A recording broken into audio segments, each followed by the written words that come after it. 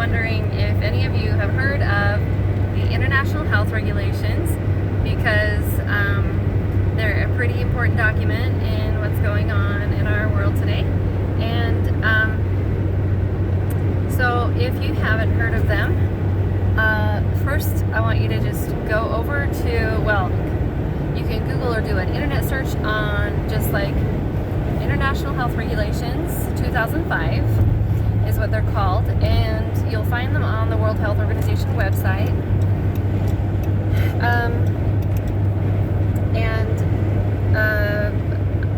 Yeah, so these regulations are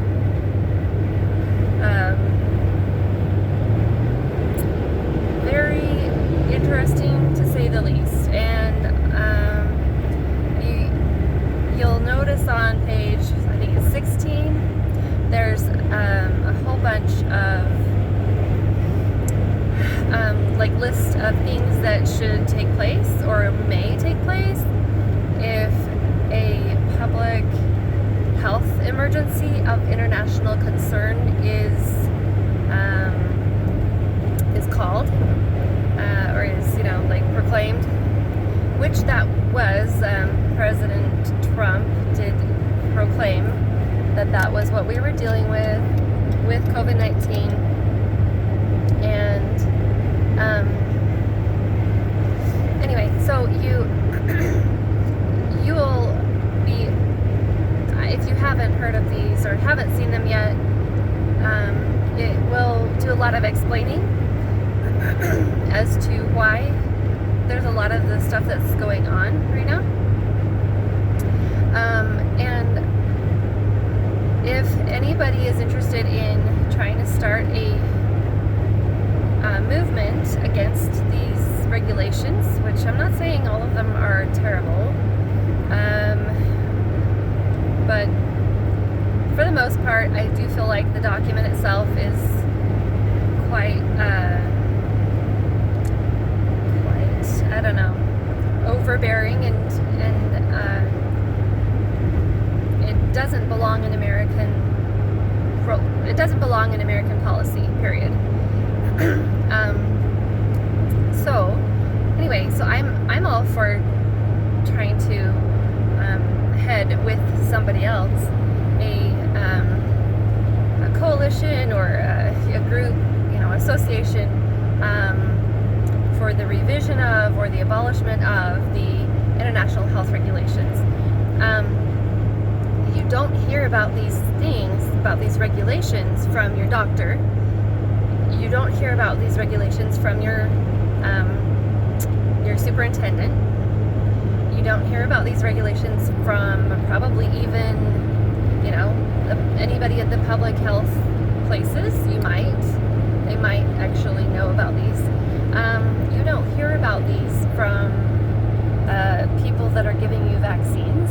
You don't hear about these regulations from store owners. You don't hear about these from anybody, except like literally you just have to go to the document. And the way I came across this document was I was listening to my ecclesiastical leader last year saying how it's now our job to be good global citizens and do these things that are helpful for decreasing the spread of COVID-19. Anyway, I got really, my ears perked up at the global citizens. I'm like, is there like a global government or something? And I was just kind of confused, and I thought, well, maybe there's a global, like a regulation surrounding, like if there's a pandemic, or because I had heard about the international health regulations before. I knew that there was something, to do with the World Health Organization, that if this was, if this particular disease came about again or anything like that, then they would need to be notified, but also that they, the people in the community would need to follow a certain protocol or guideline or something. So I looked up, I was like, I did as many searches as I could to try to find this, like, is there a I guess, a governing document when it comes to pandemics. Anyway, I found this international health regulations, and they like I said, I just feel like it's actually it's too broad. It's written in very militant language, and it has a very broad potential for application, potentially applied over a broad spectrum, I guess is what I'm saying. Anyway, so go look it up. Look up and read it. Is like the first few pages. Skip to page 16. You can read the whole thing. Please let me know what you think, and if you have any inclination to join in